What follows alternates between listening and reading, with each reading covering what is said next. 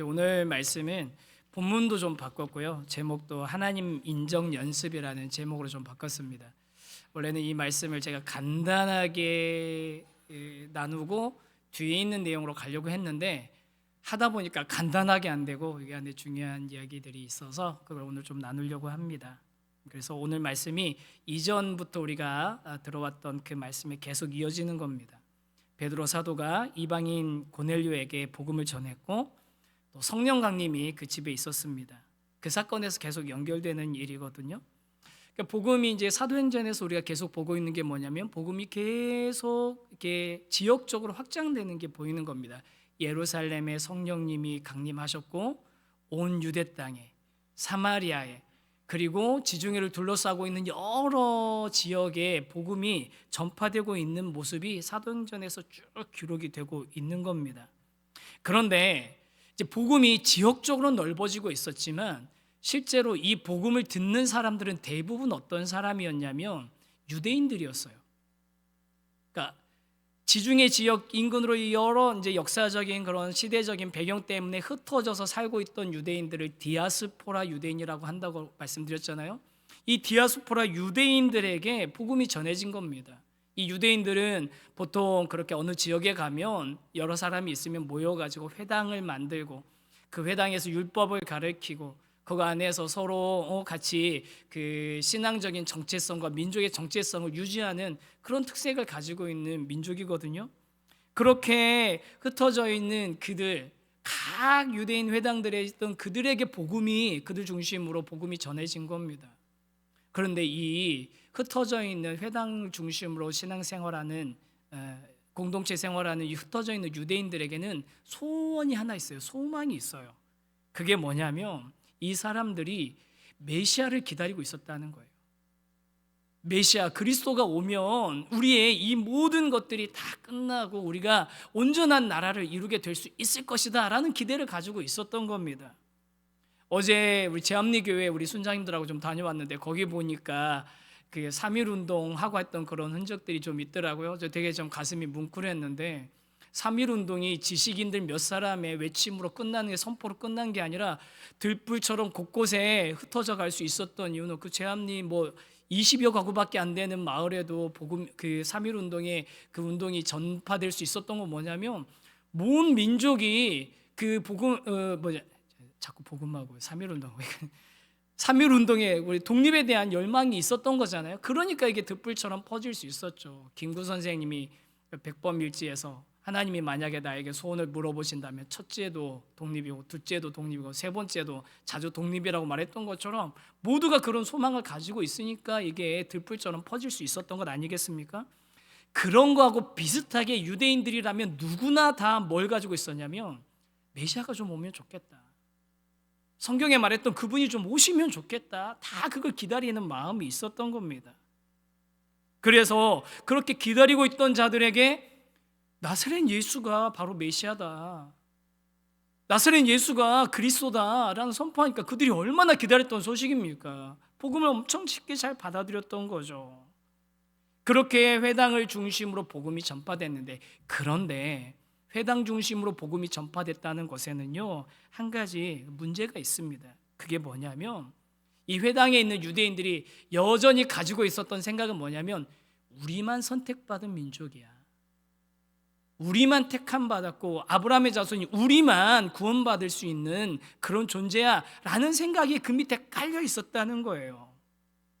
그런 생각을 가지고 있었던 그 그리스도인들. 그런데 그들에게 베드로가 이방인 고넬료의 집에 가서 그들하고 같이 먹고 그들에게 복음을 전했다는 소식이 들리니까 깜짝 놀란 거죠.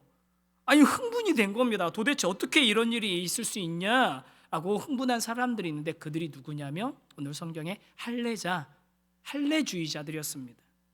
그래서 이 할례주의자들의 반응을 보면서 우리가 첫 번째로 생각해 볼 주제가 이거든요. 같이 한번 읽어보실까요? 시작.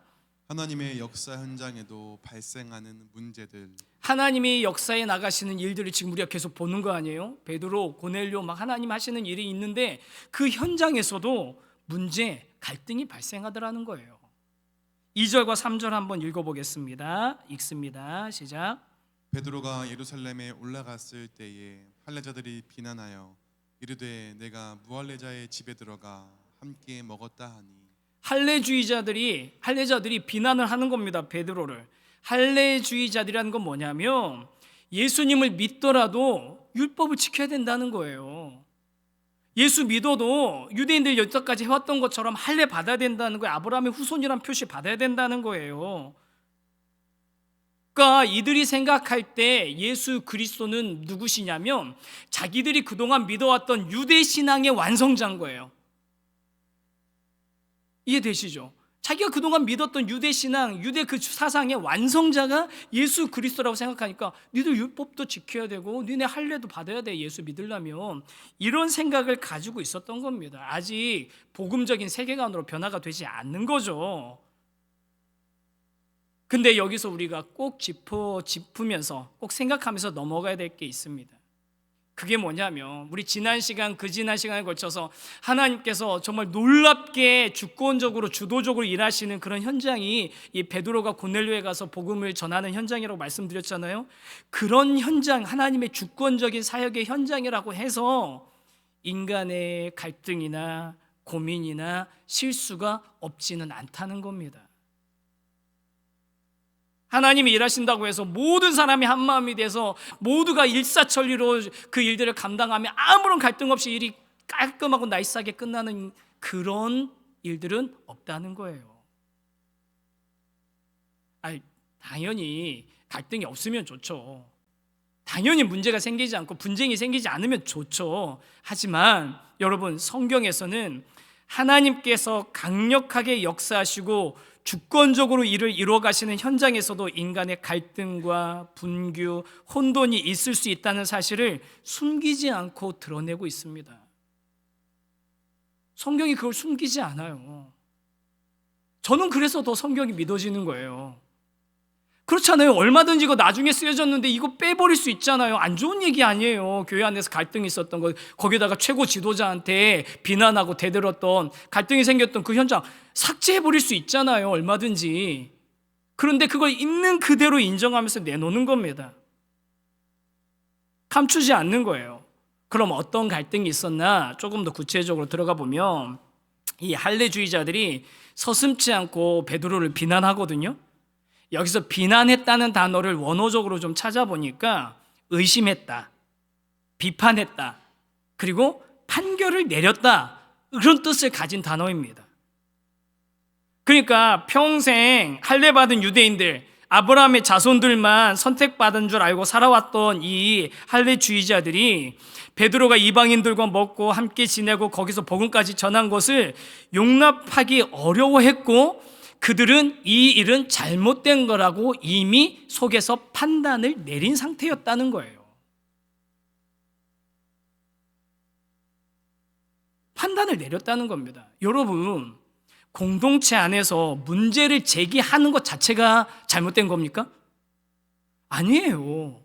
문제를 제기하는 것 자체는 잘못된 게 아닙니다. 그런데 문제를 제기하는 방식과 태도가 잘못됐을 때 그게 문제인 겁니다.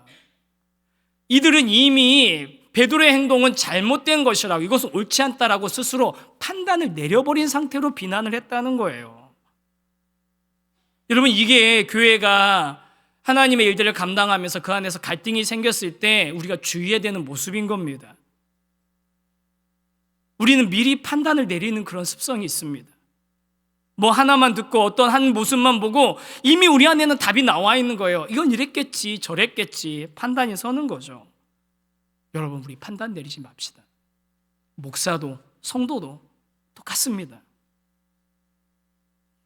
예전 교회에서 큰 어려움이 좀 있었던 일이 있었습니다. 이제 교구 담당하는 목사였는데 무슨 일이 큰 문제가 있었는데, 단 다락방 안에서 순원 두 사람이 순장님에 대한 불만이 있었어요. 순장님을 좋지 않게 생각하는 그런 면이 있어가지고 두 사람이 서로 작전을 짠 거예요. 일종의 작전을 짜가지고 다락방 식구들을 다 초대하고 우리 집에서 밥 먹자 초대해가지고 거기서 그 자리에서 이 두 사람이 공개적으로 이 순장님한테 그때 왜 그랬냐, 이건 무슨 뜻이었냐, 뭐 사과해라, 막 공격을 해버린 거예요. 난리가 난 거죠. 큰일 난 거죠. 순장님은 멘붕이 오고 그 자리에 있던 아무것도 모르고 찾아갔던 순원들은 다 막 그냥 막 혼란이 돼가지고 막 여기저기서 전화가 오는 겁니다. 그래서 전화가 와가지고 제가 그때 한참 더 어릴 때였거든요. 제가 속으로 딱 마음먹고서 어떻게 마음먹고 갔냐면 내가 박살을 내버려야지. 그땐 그랬어요. 제가 좀 미숙해가지고 박살을 내버려야지 하고서 마음 딱 먹고 연락하면서 이제 가려고 이제 그 일을 주도했던 그 성도님하고 만나려고 약속을 잡았거든요. 출발 딱 하려고 했는데 그때 선배였던 목사님이 저 잠깐 부르더라고요. 정 목사님, 흥분하지 말고 가서 그분이 하는 얘기도 좀 들어봐. 그리고 나서 판단해. 그 얘기를 딱 듣는데 제가 진짜 뒤통수를 한 대 맞은 것 같았어요.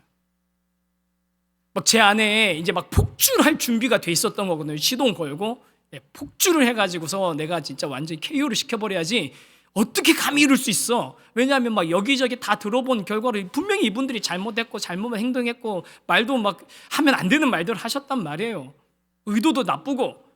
그런데 그런 저의 마음에 딱 브레이크를 잡아주는 거예요. 그 선배 목사님의 말이. 그래가지고 이제 카페로 만나러 갔습니다. 했는데 원래 1대1로 만나기로 했는데 그분이 다른 분을 데리고 온 거예요. 그러니까 이분도 이제 혼날 거라고 이제 뭔가 이제 생길 거라고 생각하고 본인도 이제 준비를 하고 오신 거죠. 지원군 한 명 데리고 온 거죠. 딱 앉아갖고서 저에게 막 이제 막 본인도 이렇게 하려고 맞서 싸우려고 생각하는 그런 마음 먹고 오셨나 봐요.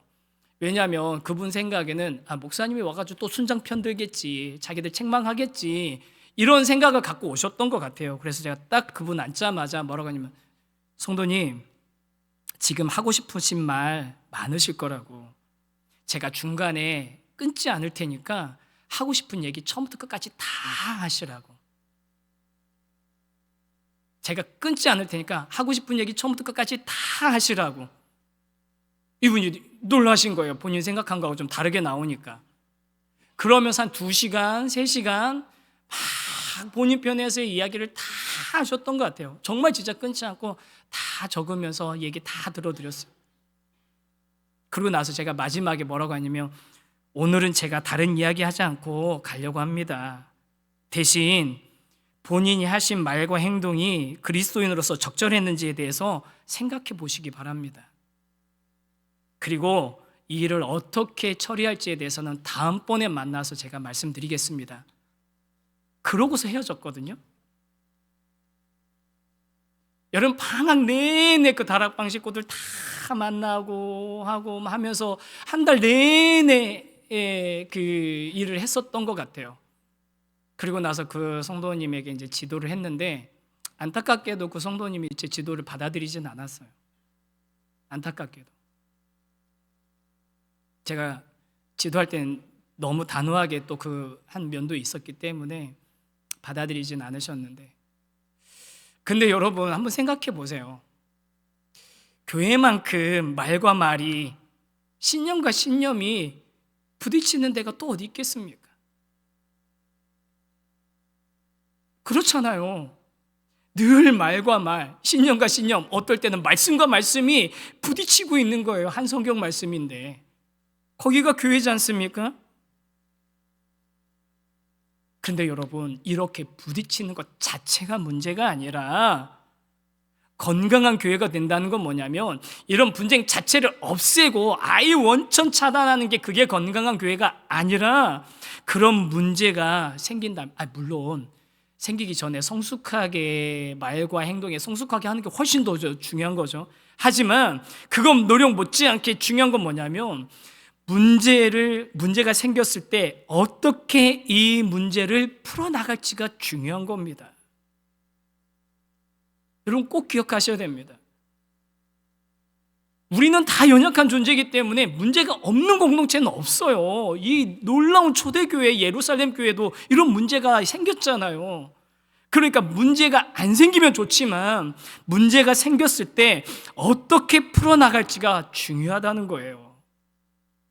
이런 관점에서 봤을 때 오늘 우리가 읽었던 할례주의자들의 비난에 대해서 대응하는 베드로의 태도는 우리 교회에서 또 우리 성도님들이 또 지도자들이 목회자들이 이런 상황, 이런 갈등을 어떻게 풀어나가야 되는지에 대한 일종의 굉장히 좋은 모범 사례거든요. 그게 우리 두 번째 주제입니다. 한번 같이 한번 읽어보겠습니다. 시작. 예루살렘 교회에서 배우는 제자다움. 지금 베드로는 자기를 공개적으로 비난하는 사람들을 이렇게 마주하고 있는 거 아닙니까? 근데 그렇게 공개적으로 비난하고 이미 당신은 잘못했어, 그렇게 하면 안 돼 라고 결론 내려놓고 비난한 그 사람들 마주하는데 이 베드로가 어떻게 하냐면 지나간 일들을 차근차근 설명합니다. 오늘 읽었던 말씀 사실 지난주에도 읽었던 말씀이고 그 지난주에도 읽었던 말씀이에요. 같은 내용인데 세 번이나 반복되는 거예요. 그 이야기를 차근차근 설명을 합니다. 그런데 이 베드로의 이렇게 설명하는 모습을 보면서요, 오카는 목사님이 교회는 이긴다라는 사도행전 강해 책이 있거든요. 거기서 이 모습을 이렇게 설명하면서 베드로의 모습을 통해서 배워야 될 세 가지가 있다는 거예요. 그 세 가지를 한번 제가 준비해 왔는데 한번 읽어볼까요? 베드로를 통해서 배워야 될 세 가지. 네, 이겁니다. 제가 첫 번째 그럼 쫙 읽으시고 두 번째 읽으시면 됩니다. 첫 번째, 비난하는 자들의 연약함을 나무라지 않기. 두 번째, 비난하는 자들과 더불어 변론하지 않기. 세 번째. 자기 권위를 가지고 누르지 않기. 이 세 가지 방법으로 베드로가 대응한 거예요. 비난하는 자들의 연약함을 나무라지 않았습니다. 비난하는 자들과 더불어 논쟁, 변론하지 않았습니다. 자기 권위를 가지고 그리고 누르지 않았습니다. 이 세 가지가 교회에서 특별히 지도자들에게, 우리 순장님들에게, 저 같은 목회자에게 굉장히 중요한 자세라고 강조하시거든요. 왜냐하면 이거 한번 세 가지 보세요. 자기가 뭘 잘못했는지도 모르는 사람들한테 나무라면 오히려 그거 역효과 아니겠냐. 그리고 또 내가 옳으니 네가 옳으니 따지면 어떻게 됩니까? 서로 감정만 상하게 되는 거고 받아들이기 쉽지 않다는 거죠. 또 베드로가 내가 수제자인데, 내가 예수님의 수제자인데 어디서 이런 그런 나한테 대드냐고 그런 식으로 얘기하면 여러분 그게 예수님의 닮은 모습입니까? 아니잖아요. 베드로는 이런 세 가지 모습이 아니라 차근차근 전후 관계를 설명해 나가고 있었다는 겁니다. 이걸 본받으라는 겁니다. 사랑하는 이 자리에 계신 우리 귀한 성도 여러분, 제가 여러분이 이 베드로의 세 가지 모습을 본받게 되기를 소망합니다. 설교 준비하는데 사실은 저한테 좀 찔림이 있었습니다. 제가 다락방 신방 같은 거 가면 저한테 혹시 뭐 교회에 건의하실 거나 뭐 저한테 뭐 제안해 주실 것 있냐 제가 이제 자주 물어보거든요. 이제 물어보면은 잘 대답을 안 하세요. 뭐 다 좋다고 뭐 그냥 그렇게 얘기해 주시는데 어떤 다락방 갔는데 어떤 다락방에서 성도님이 뭐 이런 어떤 제안을 해 주신 거예요. 근데 제가 그 얘기를 듣자마자 그분의 말씀이 끝나자마자 제가 단칼에 탁 잘라버렸습니다. 단칼에. 그러고 나서 나중에 생각해보니까 마음이 안 좋은 거예요. 근데 제가 직접 죄송하다고 사과는 안 했어요. 지금 듣고 계실 텐데 죄송합니다. 제가 너무 단칼에 잘랐어요. 진짜 0점 말 끝나자마자 제가 그거는 안 된다고 탁 잘라버렸거든요. 그런데 놀랍게도 한 주인가 두 주인가 있다가 또 다른 다락방에 갔는데 거기서도 어떤 분이 또 그 비슷한 제안을 하시는 거예요. 근데 제가 이번에는 어떻게 했냐면 그건 이렇고 저렇고 해가지고 좀 이렇게 자세하게 좀 설명을 좀 해드렸어요. 처음에도 그랬어야 되는데. 그래서 여전히 저도 미숙하고 다듬어지고 있는 중이죠. 그런데 여러분 언제까지 미숙하고 다듬어지고 있는 중이니까 참아주십시오라고 저 말하겠습니까? 저도 성장해야죠. 이런 일들을 통해서 저도 배워야죠. 말씀을 통해서 바뀌어야죠. 여러분 저도 이 베드로의 이 모습 본받으려고 노력하겠습니다. 우리 성도님들도 우리 함께, 우리 순장님들도 우리 함께 이 베드로의 모습 본받는 그런 그리스도인, 그런 제자들 되기를 간절히 소망합니다.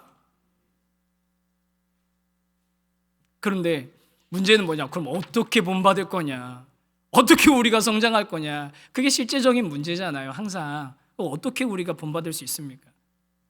어떤 분은 이렇게 얘기할 수 있죠. 아, 내가 더 수행하고 더 자기 개발도 하고 자기 객관화도 하고 노력해가지고 우리 베드로 닮자. 여러분 뭐 어느 정도 좀 될 수 있지만 그런데 여러분 이거는요 복음적이지는 않아요. 내가 노력해가지고 어떤 경지에 도달하자? 여러분 그걸 우리 하나님께서 원하시는 걸까요? 그럼 반대로 목사님 그러면 우리가 그냥 기다리고 있으면 하나님은 언제나 때가 되면 하나님의 때가 되면 너무 멋진 말 아니에요. 우리가 늘 잘 하나님의 때가 되면 우리가 변화되고 성숙해지는 거 아닙니까? 때가 되면 다 잘하는 거 아닙니까? 뭐 그렇게 얘기할 수도 있죠. 근데 여러분 그거 정말 성경적입니까? 그리스도 안에서 분명히 자라가라고 말씀해 주셨는데 아유 난 그냥 손 놓고 있으면 때 되면 되겠지. 성경적이진 않잖아요. 그럼 우리가 어떻게 해야 되는 겁니까? 어떻게 해야지 이 베드로 같은 이런 모습을 우리가 갖출 수 있게 되는 겁니까? 그건 뭐냐면요 제일 중요한 한 마음을 우리가 품어야 돼요. 뭐냐면 하나님께서는 이 교회를 당신의 피로 값주고 사셨기 때문에 이 교회를 결코 그대로 내버려 두지 않으실 거라는 것을 우리가 확신하는 겁니다. 그게 바로 오늘의 제목이에요. 하나님을 인정하는 연습을 저와 여러분이 해야 되는 겁니다. 그래야만 이런 모습을 갖출 수 있게 되는 거예요. 여러분 다시 한번 말씀드립니다. 우리가 하나님 인정하는 것을 연습해야지만 그것을 훈련해야지만 저와 여러분이 하나님을 겸손하게 따라가는 하나님이 원하시는 삶을 살아가는 그런 교회, 그런 성도의 삶이 될 줄 믿습니다. 하나님 분명히 이끌어 가시고자 하시는 방향이 있습니다. 우리는 그 뜻에 순종하는 겸손한 마음이 있으면 되는 겁니다. 우리 귀한 성도 여러분, 저는 우리 세우신 교회를 향해서도 하나님께서 분명히 의도하고 계획하신 방향과 뜻이 있다고 생각하거든요. 제가 목회를 잘하는 거는 다른 거 없다고 생각합니다. 하나님이 우리 교회를 향해서 공동체를 향해서 원하시는 바가 뭔지 그걸 자꾸 찾으면서 가려고 하는 게 그게 제가 목회 잘하는 거라고 생각합니다. 그걸 겸손하게 인정하는 그런 목사가 되는 거라고 생각합니다. 이번에 정말 놀랄 만큼의 우리 성도님들과 함께 우리 후원하게 된 우리 캄보디아 히즈 스쿨 후원하는 일, 정말 진짜 저는 하나님의 뜻이 있는 일이라고 좀 생각하거든요. 우리에게 보여주시고 알게 하시고 기도하게 하시고 우리의 마음을 모으게 하시고 우리 성도님들도 다 그 하나님의 그 뜻에 겸손하게 그 동의하시니까 그렇게 마음을 모아주신 거잖아요. 얼마나 귀한 일입니까? 우리 교회 위한 일들에 우리 뭐 하자가 아니라 우리에게 이렇게 은혜 많이 받았으니까 이거 한번 흘려 보내보자. 지금 우리에게 알게 하신 대로 우리가 한번 같이 마음을 보내보자. 우리 함께 같이 그 일을 이뤄나가는 거잖아요. 지난 수요일 날 우리 상임 목사님 설교하면서 상임 목사님 캄보디아 다녀오고 나서 제가 같이 이야기 나눴던 거 저도 기억이 나더라고요. 그 얘기를 하는데 하나님이 어떻게 이끌어 가시는지 한번 따라가 보자. 우리가 하나님이 이렇게 알게 하셨는데 하나님 어떻게 인도하시는지 한번 우리 따라가 보자. 근데 그 얘기 듣고서 가슴이 뛰어서 잠이 안 왔다는 얘기를 들으니까 저도 가슴이 뭉클하더라고요. 여러분 이게 행복한 교회 아닙니까? 이게 건강한 교회고 이게 건강한 목회 아닙니까? 하나님이 이끌어 가시는 대로 맡기고 갈 수 있는 교회 된다는 거, 이 배의 키를 하나님이 쥐고 계시다는 것을 우리가 인정할 때 여러분 그때 목사는 권위주의에 빠지지 않게 되는 거고요. 성도들은 어려움과 갈등이 있어도 거기에 매몰되고 함몰되는 것이 아니라 앞으로 한 걸음 더 나아가서 비록 이런 일이 일어났지만 하나님이 어떻게 일하실지 인정하며 따라갈 수 있는 성도 교회가 되는 거죠. 예루살렘 교회가 그랬습니다. 베드로가 이렇게 자초지종을 다 설명하고 나서 끝으로 이렇게 얘기하거든요. 내가 누구에게 하나님을 능히 맡겠느냐? 내가 누구에게 하나님을 능히 맡겠느냐? 베드로가 그렇게 고백합니다. 그러자 베드로를 비난했던 할례주의자들이 어떻게 반응하냐면 18절입니다. 18절 같이 읽겠습니다. 시작. 그들이 이 말을 듣고 잠잠하여 하나님께 영광을 돌려 이르되 그러면 하나님께서 이방인에게도 생명 얻는 회개를 주셨도다 하니라. 여러분 이 말씀 잘 보셔야 돼요. 베드로의 말을 듣고서 차근차근한 그 설명을 듣고서 이들이 어땠습니까? 잠잠했다. 무슨 얘기예요? 비난을 멈췄다는 겁니다. 그들 끓던 마음이 잔잔해졌다는 겁니다. 평안해졌다는 겁니다. 그리고 어떻게 됩니까? 하나님의 일하심을 인정하면서 고백하고 하나님을 찬양합니다. 하나님께서 이방인에게도 생명 얻는 회개를 주셨다. 인정하잖아요. 저는요, 베드로도 훌륭하지만 이 할례주의자도 너무 훌륭한 그리스도인이라고 생각해요. 여러분, 베드로에게 설명할 기회를 주잖아요. 만약에 그냥 한번 가정 한번 해보세요. 우리 교회에 막 문제가 있는데 제가 나서 여러분 이걸 제가 한번 설명드려요. 목사님 그게 뭔 소리냐고 들을 필요도 없다고 안 그러실 거죠? 그런데 대부분의 갈등이 있는 현장에서 일어나는 현상 모습 아니에요? 뭐 그런 소리 하지도 말라고? 들어보기도 전에? 그런데 이들은 베드로가 차근차근 설명하는 거 다 듣잖아요. 듣고 나서 그 다음에 어떻게 합니까? 설명의 기회를 주고 나서 감정 앞세우지 않고 하나님께서 하시는 일들에 대해서 인정하고 따랐고 수긍했습니다. 이 자리에서 우리 성도님들께 제가 부탁을 좀 드립니다. 여러분, 무슨 일이 생기면 한번 들어봐 주십시오.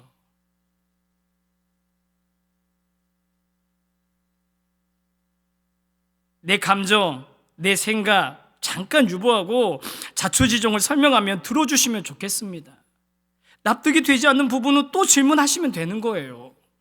바로 잡아야 할 일이 있다면 바로 잡으면 되잖아요. 대신 하나님께서 하시는 일이라면 인정할 것은 좀 인정하는 겸손함을 저와 여러분이 갖춰야 됩니다. 용납할 수 있는 일이라면 용납하고 포용해야 되는 겁니다. 용서할 수 있는 일이라면 용서하고 사랑해야 되는 겁니다. 아멘? 아비 소리가 좀 작아서 제가 이거 중요한 얘기예요. 여러분, 이거 우리 교회가 문제가 없으니까 제가 지금 할 수 있지, 나중에 문제 생긴 다음에 이런 얘기 해봐요. 저기 자기 변명하려고 그런다 그러지. 그럴 거 아니에요. 제가 그래서 오늘 이거 제가 다시 한번 읽어드리면 여러분 끝에 아멘 하세요. 그리고 이거 녹음해놨다가 나중에 문제 생기면 다시 틀어드리려고 그래요. 우리 여태 그때 아멘 하지 않았냐고. 용납할 건 용납하고 인정할 건 인정하고 용서할 건 용서하자고 하지 않았냐고. 제가 읽어드릴게요. 한번 아멘 하셔야 돼요. 이거 진짜 그대로 녹화할 거예요. 얼마나 감사합니까? 문제가 없으니까 당당하게 이거 할 수 있잖아요. 제가 합니다. 제가 여기서부터 읽을게요. 우리 성도님들께 부탁드립니다. 무슨 일이 있으면 한번 들어봐 주십시오. 내 감정, 내 생각 잠깐 유보하고 자초지종을 설명하면 들어주시면 좋겠습니다. 납득이 되지 않는 부분은 또 질문하면 됩니다. 바로 잡아야 할 일이 있으면 바로 잡아갑시다. 대신 하나님께서 하시는 일이라면 인정할 것은 인정하는 겸손함을 갖춥시다. 용납할 수 있는 일이라면 용납하고 포용합시다. 용서할 수 있는 일이라면 용서하고 사랑합시다.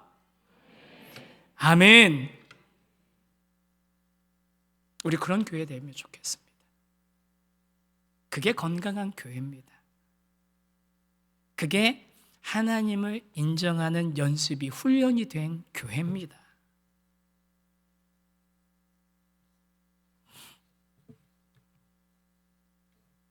교회에 대한 가슴 아픈 이야기들이 너무 많이 요즘도 들리고 있죠. 저는 젊었을 때는 저도 그 욕하는 사람 중에 한 명이었습니다. 저러니까 교회가 욕먹지. 저러니까 안 되지. 저도 그 욕하는 손가락질하는 한 사람이었습니다. 그런데 요즘은 교회가 아픈 이야기를 들으면 목회자의 그런 잘못된 부정이나 비리나 그런 문제, 범죄 같은 것들을 들으면 가슴이 아프더라고요. 저 일 때문에 또 저기에는 얼마나 성도들이 가슴 아플까. 저것 때문에 저 교회에서 또 얼마나 많은 젊은이들이 교회를 떠날까. 가슴이 아프더라고요. 여러분, 우리가 한번 이 성경에 있는 대로 한번 그렇게 한번 신앙생활 한번 해보시죠. 성경에 있는 대로 그런 교회 한번 같이 한번 힘써서 한번 일어나가 보시죠. 성경에 베드로가 그랬던 것처럼, 할례주의자들이 그랬던 것처럼 하나님 인정하는 연습을 저와 여러분이 좀 같이 하면서 그렇게 교회 일어나가 보시죠. 그런 교회가 될 때 하나님께서는 우리 교회를 통해서 이 땅 가운데서 하나님이 해나가실 일들을 차근차근 해나가실 줄 믿습니다. 아멘. 그렇게 베드로를 통해서 이방인들에게 복음이 전해지고 또 같은 성령께서 임재하셨음을 예루살렘 교회가 인정하게 되는 바로 그때에 하나님께서는 또 다른 데서 하나님의 일들을 하고 계셨어요. 무슨 일이 일어나고 있었냐면 19절, 20절, 21절 이거 한 번만 더 읽겠습니다. 같이 읽습니다. 시작. 그때 스데반의 일로 일어난 환란으로 말미암아 흩어진 자들이 베니게와 구브로와 안디옥까지 이르러 유대인에게만 말씀을 전하는데 그 중에 구브로와 구레네 몇 사람이 안디옥에 이르러 헬라인에게도 말하여 주 예수를 전파하니 주의 손이 그들과 함께 하심에 수많은 사람들이 믿고 주께 돌아오더라. 언제 이런 일이 일어났다고요? 그때에 예루살렘 교회가 베드로가 이방인 고넬료에게 복음을 전하고 그게 하나님의 일이라는 것을 인정했던 그때에 저기 멀리 안디옥이라는 도시에서는 유대인들에게만 복음을 전하던 일들이 경계를 또 뛰어넘어서 의도하지 않았지만 헬라인들에게 복음이 전해주고 있었다는 거예요. 여러분, 이거 엄청난 타이밍 아닙니까? 만약에 베드로가 고넬료에게 복음 전하는 이 일을 예루살렘 교회가 인정하고 받아들이지 않았다면 어떻게 됐을까요? 안디옥에서 거기서 헬라인들한테, 유대인 아닌 사람들한테 복음이 전해졌고 그들이 예수님 믿겠다고 그러는데, 그럼 예루살렘 교회가 무슨 소리 하는 거냐고, 지금 어디 감히 이방인들이 들어오냐고 그러지 않았을까요? 아니면 그 사람들 들어오려면 할례 받으라고 그래. 그 사람들 들어오려면 율법 지키겠다고 서약하라고 그래. 그러지 않았을까요? 아마 안디옥 교회에 이방인들에 대한 선교는 길이 막혔을지도 모릅니다. 그런데 여러분, 너무 절묘하잖아요. 고넬료를 찾아가시고 베드로를 찾아가서 환상 보여주시고 그러면서 이 갈등이 하나님 안에서 성령 하나님의 일하심을 인정하게 되는 그때에 저기 멀리 안디옥에는 헬라인들에게도 복음이 전해지고 있었더래요. 여러분, 이거 지난번에도 말씀드렸지만 이 사도행전 보면 어느 누구보다도 열심히 일하고 계시는 분이 누구십니까? 하나님이신 거예요. 여러분, 그 하나님이 지금도 가장 열심히 일하고 계십니다. 여러분, 세우신 교회가 우리 선한 일들 우리 많이 하자고 힘쓰잖아요. 그런데 여러분, 우리보다 하나님이 더 열심히 일하고 계시는 거예요. 우리 선교사님, 캄보디아 선교사님보다 하나님이 더 열심히 일하고 계시는 거예요. 그 땅 민족을 위해서. 그거를 인정하자고요. 하나님이 하고 계시다는 거죠. 그렇게 하나님을 인정하는 일이 일어나는 겁니다. 헬라인들이 예수님을 믿게 돼요. 여러분, 헬라인이 예수님 믿었다는 거, 그들도 예수님 받아들이고 인정하는 일이 일어났나 보지. 여러분, 이게 그렇게 간단한 얘기가 아닙니다. 유대인들은 아까 메시아를 기다리는 대망 사상이 있었다고 그랬잖아요. 구약 성경도 알고 메시아 올 거라는 성경 말씀 알았으니까 예수 그리스도가 메시아라는 말 인정하고 받아들이기 쉬웠죠. 그런데요, 이 사람들은 전혀 다른 세계관을 가지고 있었던 사람들이에요. 구약 성경을 어디 알아요? 아브라함이 누군지 뭘 알아요? 이사야 선지서 무슨 예언 그런 거 하나도 알지 못하는 사람들이 예수 믿으라고 했더니 예수님 믿었다니까요. 엄청난 일이 일어나고 있는 겁니다. 여러분, 이 안디옥 교회에서 일어났던 이 일의 의미는요, 그건 다음 시간에 설명해야 돼요. 오늘 다 할 수가 없어요. 말씀을 마칩니다. 하나님 인정 연습을 합시다. 저도 하나님 인정 연습하겠습니다. 우리 성도님들, 하나님 인정 연습합시다. 그게 건강한 교회, 건강한 성도의 삶입니다. 우리 그래서 오늘 오랜만에 이 찬양 좀 같이 부르면서 우리가 고백할 수 있으면 좋겠어요. 오늘 이곳에 계신 성령님이란 찬양인데, 이 찬양 같이 하고 싶은 이유가 후렴 때문에 그래요. 후렴 가사가 이렇습니다. 주님보다 앞서지 않고 겸손하게 주님의 말씀 기다리니 주님 손에 우리를 드립니다. 사랑으로 인도하소서. 하나님 인정 연습, 주님보다 앞서지 않고 하나님 인정하면서 겸손하게 따라가는 것, 그런 마음을 우리 함께 이렇게 고백합시다. 오늘 이곳에 계신 성령님, 오늘 이곳에 계신 성령님, 우리에게 말씀하시고 우리 가르치 다친 우리 맘, 다친 우리 맘 열어주시고 주의 빛으로 밝혀 우리를 인도하소서. 전부 다 다시 한번 오늘 이곳에, 오늘 이곳에 계신 성령님, 우리에게 말씀하시고 우리 가르치소서. 다시 우리 맘 열어주시고 주의 빛으로 밝혀 우리를 인도하소서. 주님보다 앞서지 않고, 주님보다 앞서지 않고 겸손하게 주님의 말씀 기다리니 주님 손에 우릴 드립니다. 사랑으로 인도하소. 주님보다 앞서지 않고, 주님보다 앞서지 않고 겸손하게 주님의 말씀 기다. 주님 손에 우릴 드립니다. 우릴 드립니다. 사랑으로 인도하소서. 하나님 인정 연습을 하길 원하시는 성도님들, 주님보다 앞서지 말고 우리 주님 뒤로 바짝 따라갑시다. 겸손하게 주님 말씀 좀 기다리고 인정합시다.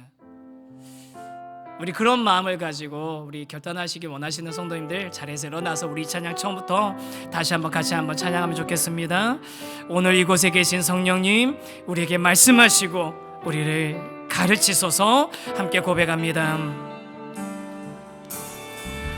오늘 이곳에 계신 성령님, 우리에게 말씀하시고 우리 가르치소서. 다시 우리 맘 열어주시고 주의 빛으로 밝혀 우리를 인도하소서. 아멘. 주님보다 앞서지 않고 겸손하게 주님의 말씀 기다리니 주님 손에 우리 삶을 드립니다. 사랑으로 인도하소서. 주님보다 앞서지 않고, 주님보다 우리 마음이 겸손하게 주님의 말씀 기다리니 주님 손에 우리 드립니다. 우리 드립니다. 사랑. 우리 한 번 더 고백하면 좋겠습니다. 주님보다 앞서지 않고, 주님보다 앞서지 않고 겸손하게 주님의 말씀 기다리니 주님 손에 우릴 드립니다. 사랑으로. 우리 한 번만 더 주님보다 앞서지 않고 진실한 마음으로 고백합시다. 주님보다 앞서지 않고 겸손하게 주님의 말씀 기다리 손에 우리를 맡깁니다. 우리 드립니다. 사랑으로 인도하소서. 우리 함께 한번 기도하겠습니다. 베드로가 그랬던 것처럼, 또 우리 할례주의자들이 그랬던 것처럼 주님보다 앞서지 않고 겸손하게 주님을 인정하고 주님을 따라가는 하나님 인정 연습을 하는 우리 되게 해달라고, 그런 목사가 되게 해달라고, 그런 우리 성도님들 되게 해달라고, 그런 우리 교회 되게 해달라고, 우리 그렇게 한번 기도하길 원합니다. 주님, 나를 가르치시고 나를 빚어가시고 만들어가 주시옵소서. 우리 함께 같이 한번 기도합시다. 걸어가신 하나님 아버지, 우리가 주님보다 앞서지 않고 겸손하게 주님을 인정하며 따라가는 하나님 인정 연습이 되어 있는 그런 그리스도인이 되기를 원합니다. 하나님을 인정할 수 있는 성도가 되길 원합니다. 하나님 인정하며 따라가는 그런 목사가 되길 원합니다. 그런 교회가 되길 원합니다. 주님, 우리 교회를 그런 교회로 삼아주시고, 주님, 우리가 그렇게 어느 누구보다 항상 가장 먼저 일하시는 주님 앞에 겸손하게 주님을 따라가며 겸손하게 주님을 인정하며 나아가는 저희들 되게 하여 주시옵소서. 우리 귀한 성도님들 한 분 한 분의 삶이 그 주님을 인정하는 인정 연습이 되어 있기를 원합니다. 주님을 내 삶의 주인으로 인정하며 주님을 정말로 인정하며 따라가는 저희들 될 수 있도록 주여 붙드시고 이끌어 주시옵소서. 하나님, 우리가 겸손하게 주님의 뜻을 인정하며 따라가는 하나님 인정 연습이 되어 있는 교회 되길 원합니다. 하나님 인정 연습이 되어 있는 성도 되길 원합니다. 하나님 인정 연습이 되어 있는 목사 되길 원합니다. 주님, 우리를 인도하시고 이끌어 주실 주님을 우리 신뢰하며 겸손하게 따라가는 저희들 되게 해주시고, 우리가 그렇게 겸손하게 주님 따라갈 때 우리를 통해서 일하고 계시는, 어느 누구보다도 가장 열심히 일하고 계시는 하나님을 경험하는 우리 교회, 그 하나님을 경험하는 우리 성도님들의 삶이 되게 하여 주시옵소서. 지금은 우리 주 예수 그리스도의 은혜와 하나님 아버지의 크고 놀라우신 사랑과 성령님의 역사하심이 하나님 인정 연습을 하기를 소망하는 모든 성도들 위해, 교회 위에 이제로부터 영원토록 함께 하시기를 간절히 축원하옵나이다. 아멘.